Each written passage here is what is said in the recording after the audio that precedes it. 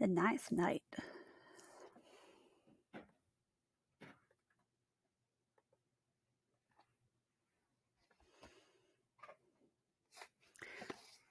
Robert had dreamed he was dreaming. He was used to it by now. Whenever he had a dream about being something unpleasant, the one about being stranded on a slippery rock in the middle of a raging stream, for instance, he would think to himself, "Horrible as it is, it's all a dream." But one day he caught the flu, and lying in bed all day with a temperature, he found the trick didn't work. Besides, fever dreams were the worst. The last time he'd been sick in bed, he had a dream about a volcano erupting.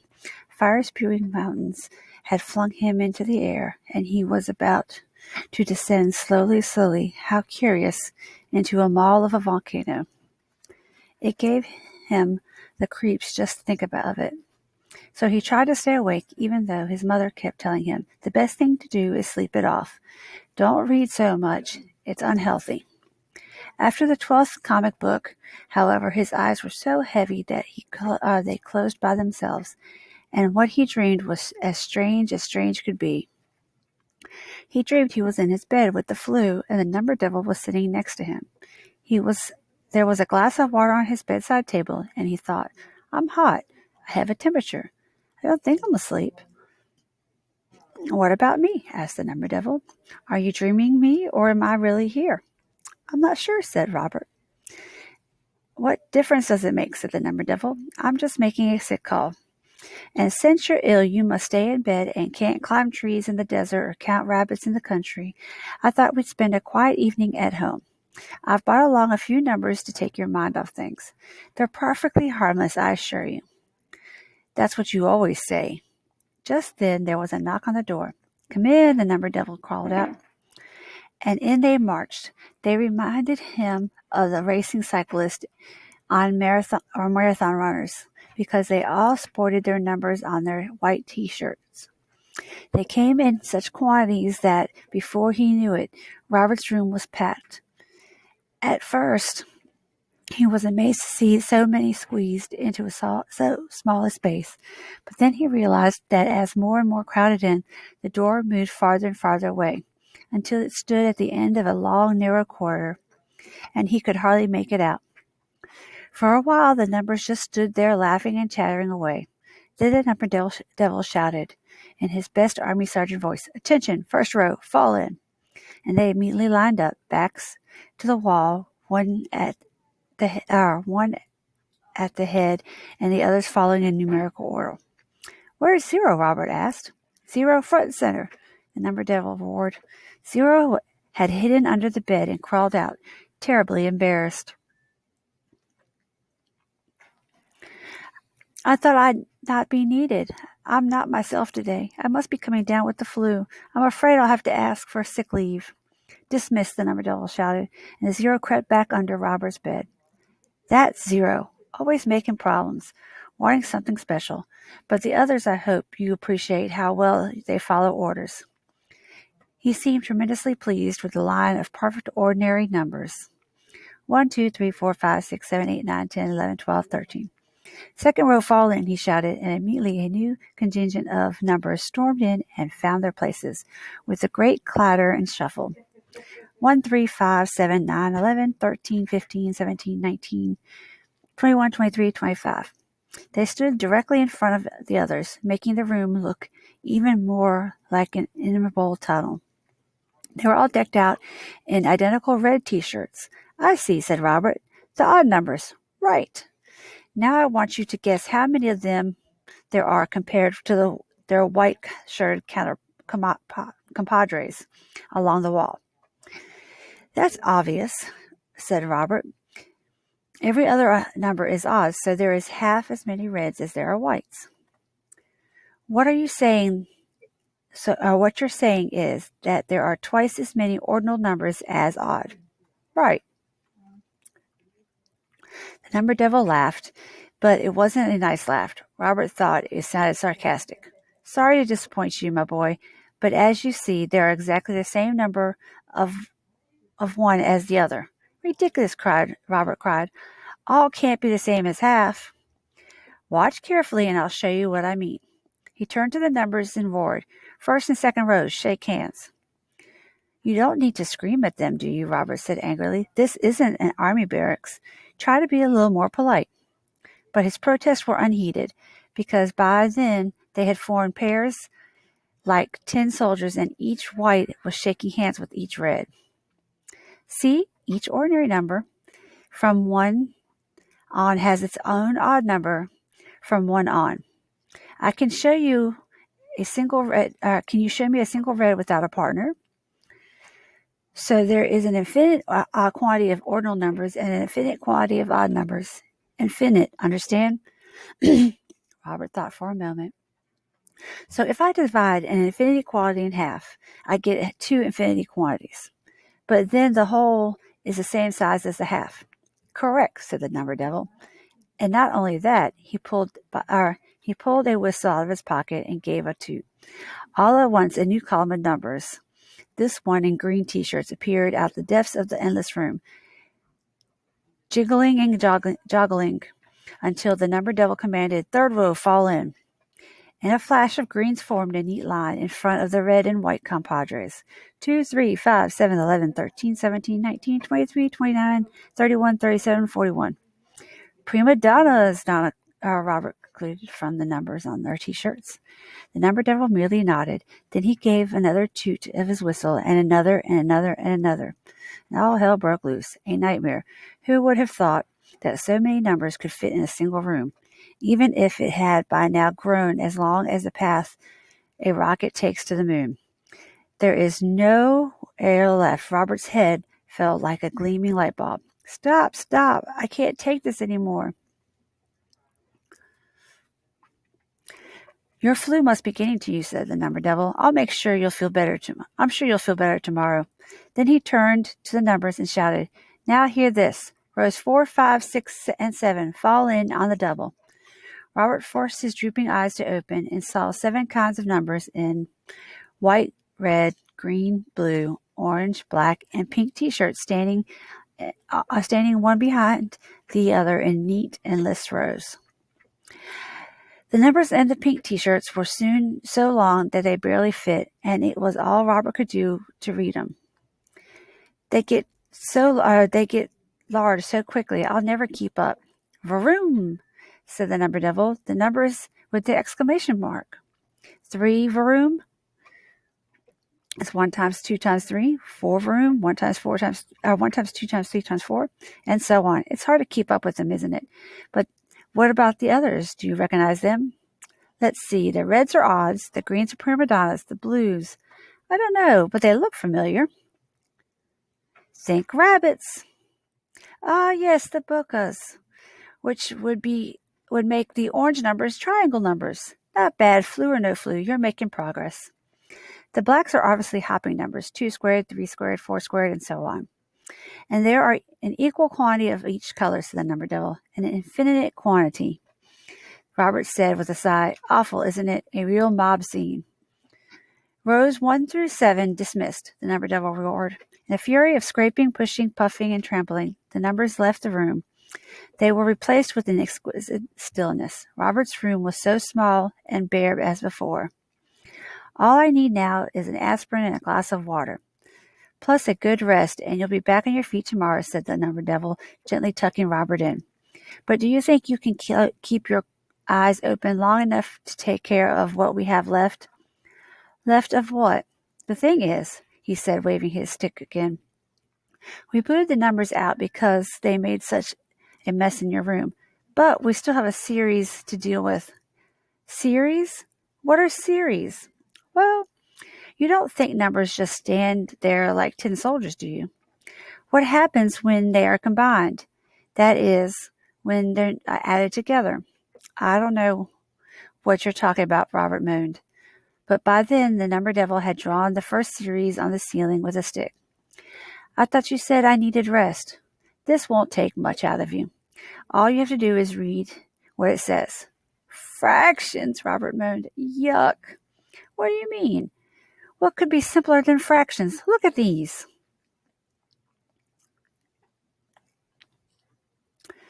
1 half, 1/4, 1/8, 1/16, 1/32, 1/64.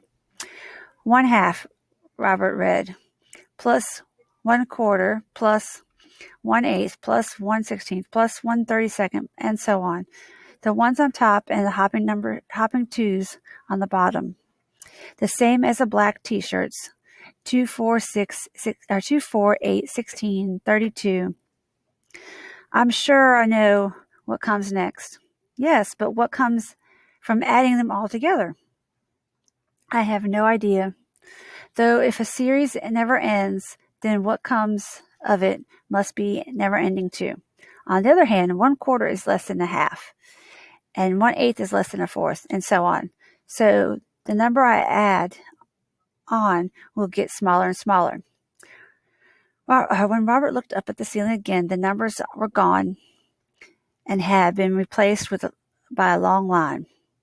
I think I get it, he said, after staring up for a while. You start with a 1/2 and then add on half of 1/2, in other words, a quarter. As he spoke, the numbers appeared on the black and white ceiling. And you keep going like this until half of the previous number. So half of a quarter is an eighth, and half of an eighth is a 16th, and so on. The pieces will get smaller and smaller, and so that they look invisible like pieces of chewing gum you divided at the first night. You can keep going until you're blue in the face, and you'll never reach the 1. Almost, but never quite. Well, I want you to keep going. And I don't want to. I'm in bed with the flu, remember? That's just the point. You may get tired, but numbers don't, the number devil said. They can go on and on forever. Suddenly the line on the ceiling was replaced by the following.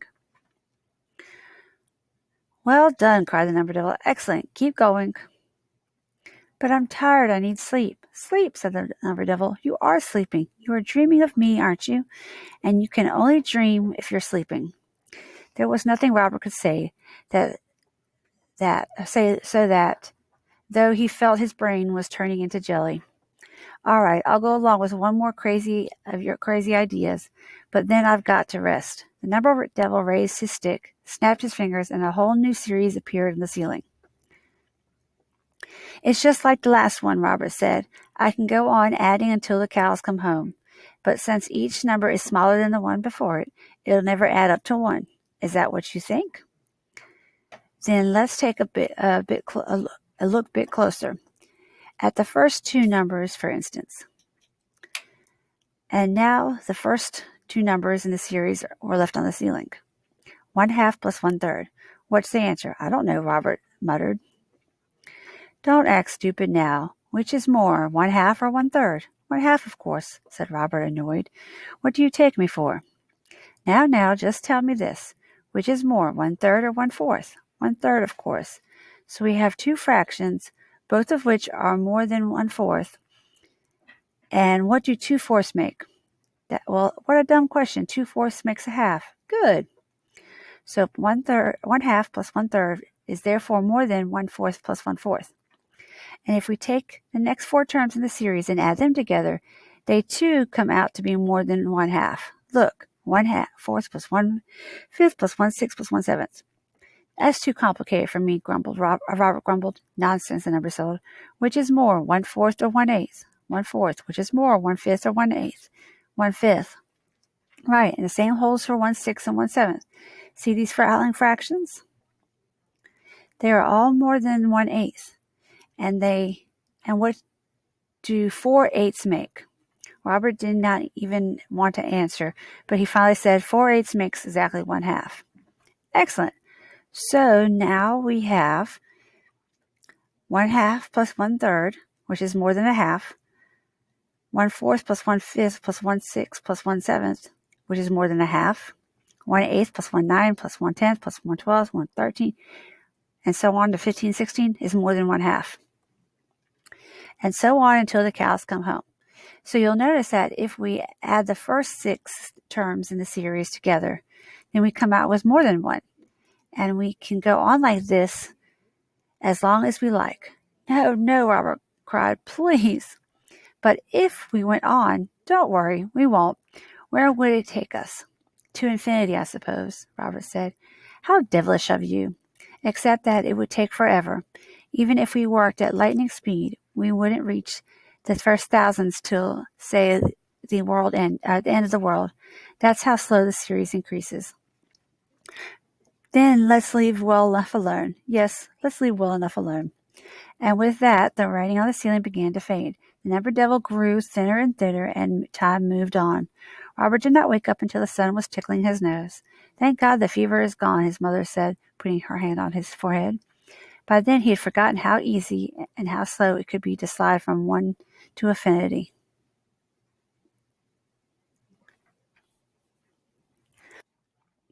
The 10th night.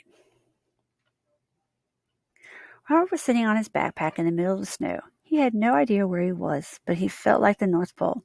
The cold had crept into his hands and feet, and the snow showed no signs of letting up. It was a real blizzard. No light, no house, no living being as far as the eye could see. The night was coming on. Unless something happened mighty quickly, he was doomed. Yet even as he tried to warm his stiff blue hands by clapping them together, he didn't want to freeze to death after all. He was aware of another Robert sitting perfectly content in the armchair watching him shudder. So he can dream of yourself dreaming, Robert thought. Then the snowflakes swirled around the face of the freezing Robert, started growing in size, and the other warm Robert, lolling comfortably in his armchair, noticed that no snowflake was like any other.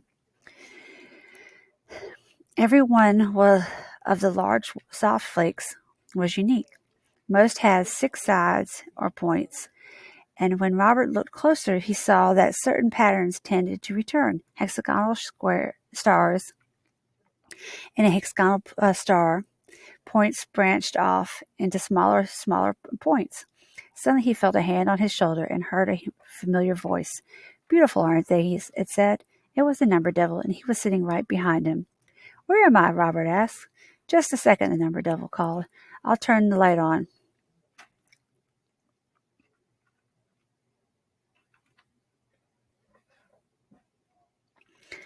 All at once there was a dazzling light, and Robert saw that he was sitting in a small, elegant, appointed auditorium with only 2 rows of red plush seats.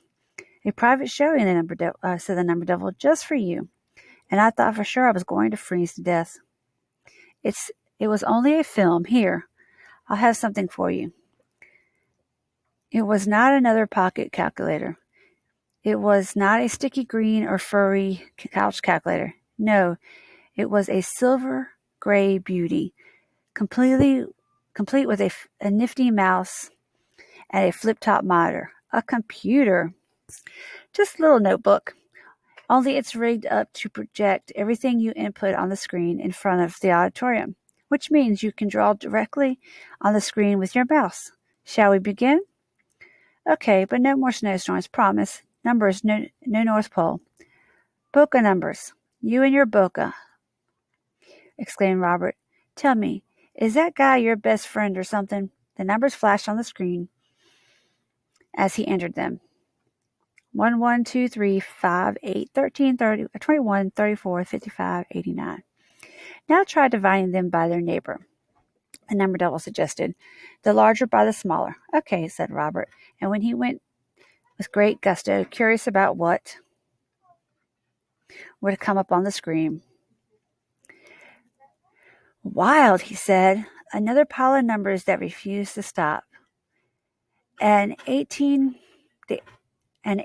biting its own tail, and a few others looking for unreasonable as they come. True, said the number devil, but what else do you see? Robert thought for a while and said, all the numbers, they kind of seem wobbly. The second is bigger than the first, and the third smaller than the second, and the fourth is a little bigger, and so on. They keep swaying from side to side, but the farther we go, the less they wobble. True. The larger the Boca numbers, the more you close in on a very special number. 1.61800033989. But I think that's the end of the story. But don't think that's the end of the story, because the number is one of those unreasonable ones, the kind that go on forever. You can take it as far as you like, but you'll never come to the end of it. What else would you expect from a book, as Robert said? But what I don't understand is why they wobble so around that weird number. Oh, that, said the number devil. That's nothing special. They all do that. What do you mean they all do that? I mean, they don't necessarily need to be bokas. Let's take two perfectly normal garden variety numbers. Tell me the first two that come to your head. 17 and 11. Good. Now add them together. That I can do mentally. 28. Excellent. Now let me show you on the screen where you go from here. So 11 plus 17 is 28. 17 plus 28 is 45. 28 plus 45 is 73. 45 plus 73 is 118. 73 plus 118 is 191. 118 plus 191 is 309. Got it, Robert said. Now what? We do precisely what we did with the Boca numbers. We divide. Go ahead, the number devil said, and see what you come up with. Again, the numbers flashed on the screen as Robert entered them.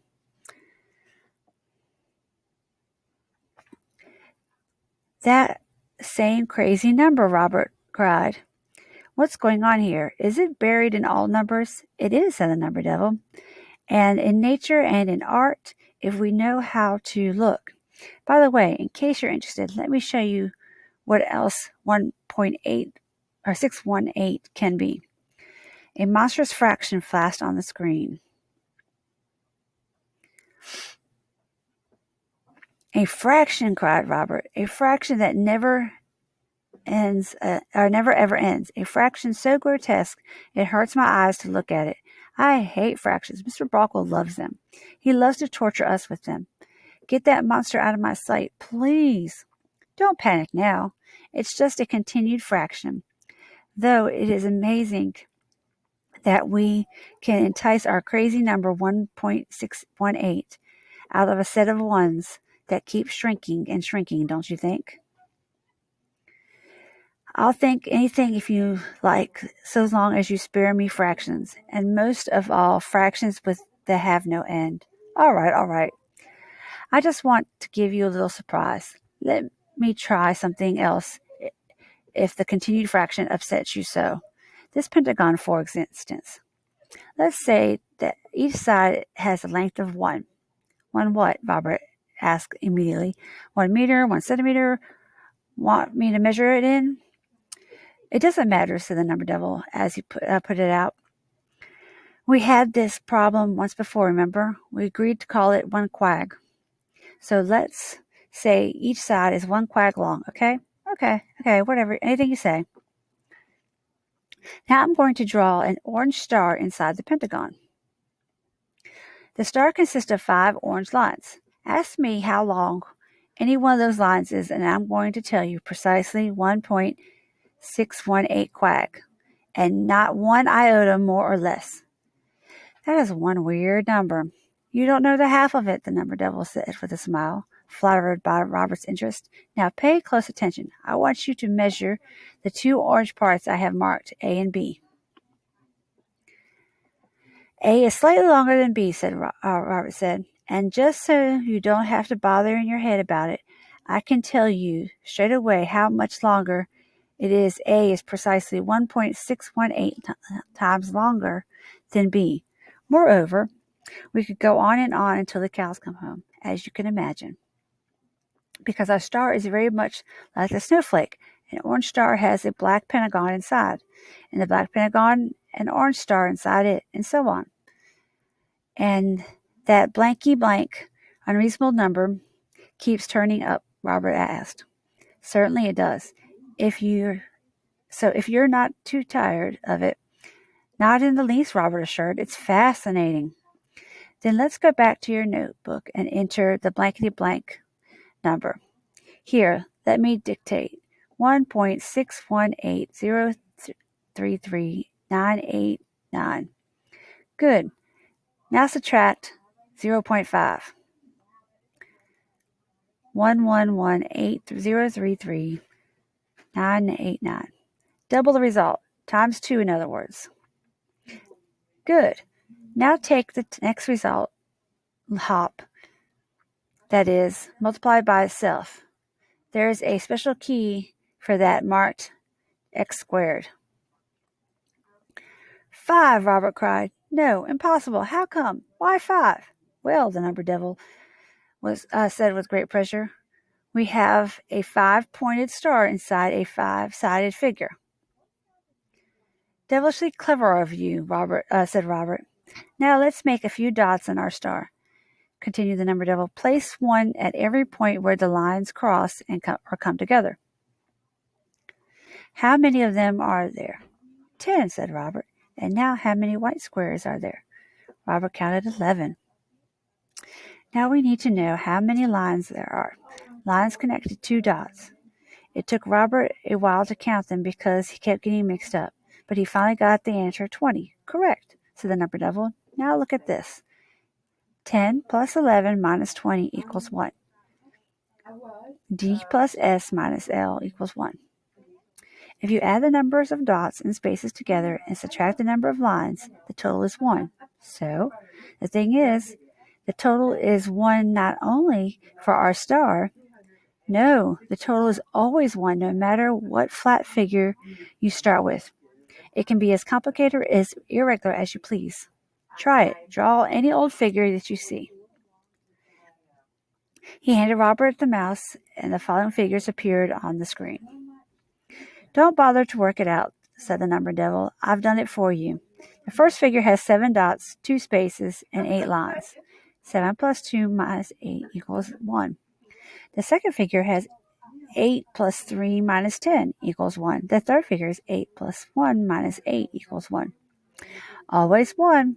By the way, it doesn't work only with flat figures. It works for cubes and pyramids and diamonds as well. The only difference is that then the answer is 2 rather than 1.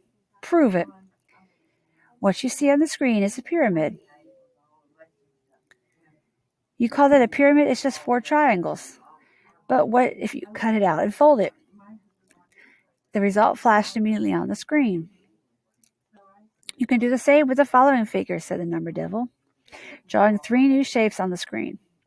That's nothing, said Robert. I've done that before. Cut and paste the first one and you get a cube. Wait a minute. The other 2 are more complicated. Let me show you what you'll get. The second will be a double pyramid pointed up, both up and down. And the third and most cylindrical object was made of 20 equal-sized triangles. You can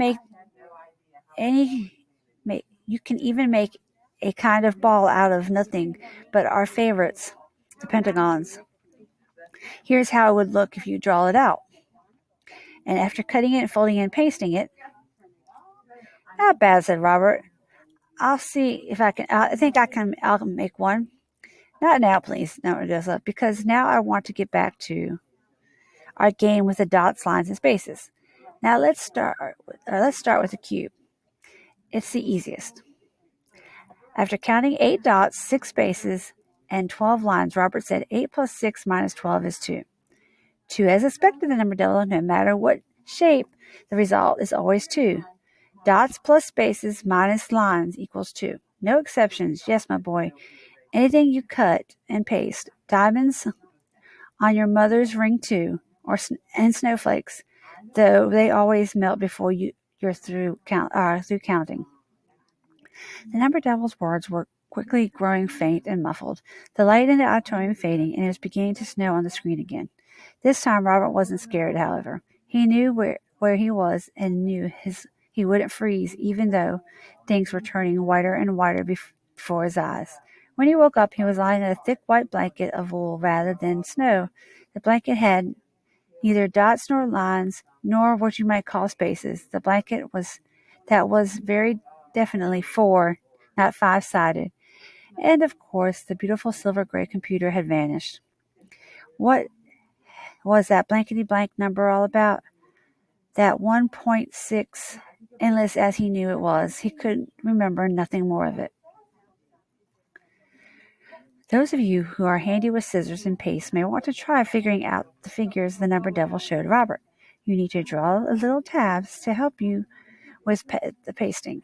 If you do all 5 and are still a game, you can move to a particular sophisticated shape, but only if you are very patient and precise.